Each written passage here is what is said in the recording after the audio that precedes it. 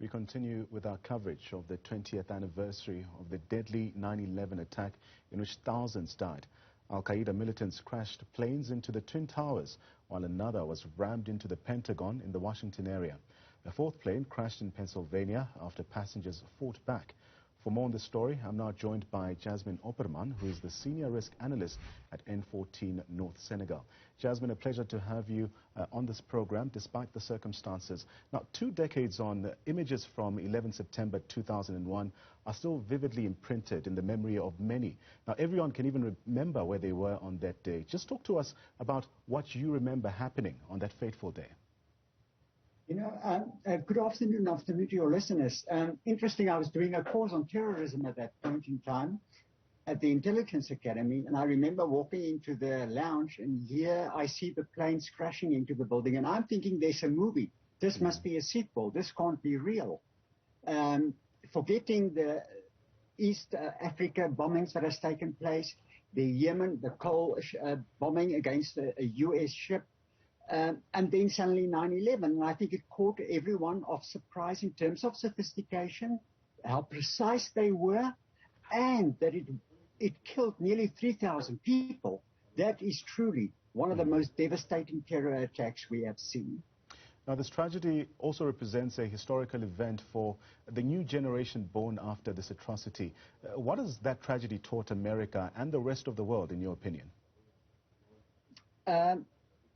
Honestly, I wonder if it has actually left any lessons that now we can see substantially playing out, because one of the big legacies, is the war on terrorism, and coupled to that, the whole issue of the world saying or standing behind the U.S. in terms of Afghanistan, getting to Al-Qaeda, a little known, unknown group at the time of the execution, support by the U.S. whilst they were fighting the Russians, and suddenly the war on terror gained a whole new dimension with the invasion into Iraq.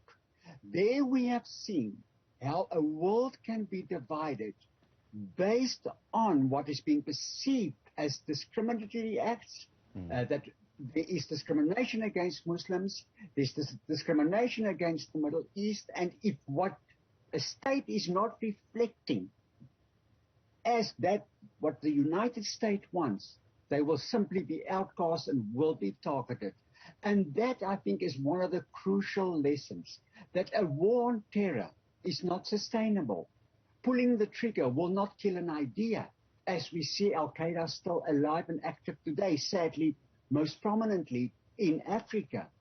And so much for the manifestation of a more extremist terror group, namely the Islamic State. And we've seen what happened during the Caliphate period. So it was a world left divided, a world left in mistrust, a world that had to see atrocities by the CIA against suspects not actually even being tried or being found guilty in a court of law. All these dynamics, I'm afraid, have been forgotten too easily, and I'm afraid still too reflected in many of the foreign policy decisions by the United States. And speaking on your last sentiment, fast forward to the day now.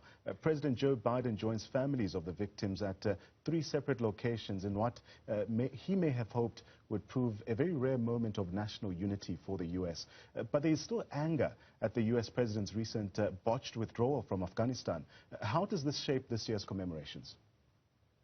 I think it has a direct bearing. I think that President Biden can say whatever he likes. He will be held accountable for this. He will go down, and this will be his legacy. In terms of Afghanistan, how many people still trying to get out, so many people that aligned themselves with the United States whilst they were in Afghanistan, deployed, and suddenly they just left to their own devices. And it sends a message of an ally you simply cannot rely on, cannot trust on, because tomorrow they might as well turn around and do something else. And what we are seeing, and I think what is more important now with Biden, is what is his choice going to be?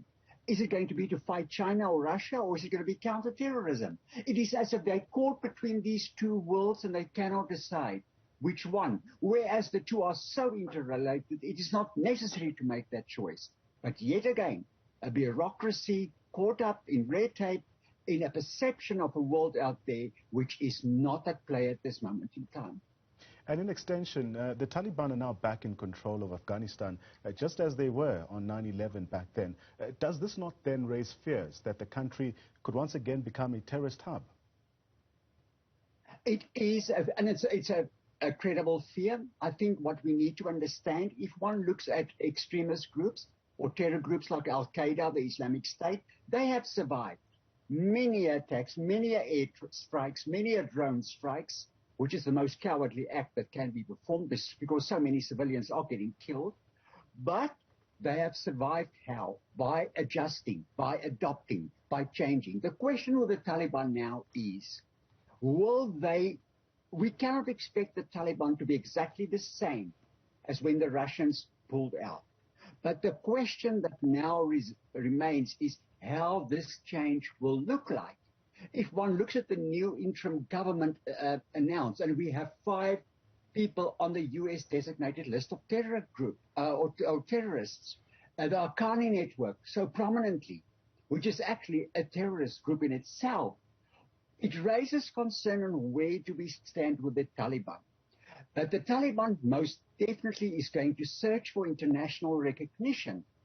And interestingly enough, it links to what I've said previously. Russia and China are knocking on the door. They want to recognize, they want to come into Afghanistan, they want to give credibility to the Taliban to oppose the United States in the region, also to gain from the mineral wealth of Afghanistan, obviously. But here again, whatever the Taliban is going to do from here on with, and whatever the US is going to decide to do, will have a direct impact on the international political platform, with an implication for Africa, with an implication for Southern Africa. And we cannot ignore that reality. Now, Jasmine, according to you and your sentiment earlier on, you're saying that the US is still yet to fully learn just the implications of what happened back then at that time. Would you say that the country and many other parts of the world are still susceptible to these kind of attacks? Terrorism is always one that is looking for opportunity. I mean, there's a whole debate that I've been following that since 9/11 there has been no serious incidents on the US soil. We're relatively safe where we are. You cannot argue that with terrorism, nor specifically with Al-Qaeda and the Islamic State. And with the Taliban now trying to search for some level of control, which I doubt they have at this point in time in terms of having the governance capability to do it, allowing foreign fighters to be present on Afghanistan soil, the opportunity for terrorist groups is always what is available at this point in time. And we must keep in mind, their timelines are not the Western timelines. They don't adhere to what we think a timeline should look like. For them, it is about opportunity, execution, all to achieve the perfect caliphate, what they define as the perfect caliphate at the end of the day, no matter how long it takes. So yes, Africa specifically I am concerned about. We have an extensive Al-Qaeda footprint. We have an extensive Islamic State footprint. We are seeing now in Mozambique how the war on terror has accelerated the whole perception that it is ISIS Mozambique at play merely by a designation, which does not reflect reality. And yet everyone is now involved in the militarization of Cabo Delgado. So the message is much closer to home than what we would like to perceive. So yes, where there's opportunity, they will grab it, they will use it, and they will adjust and proceed from there onward.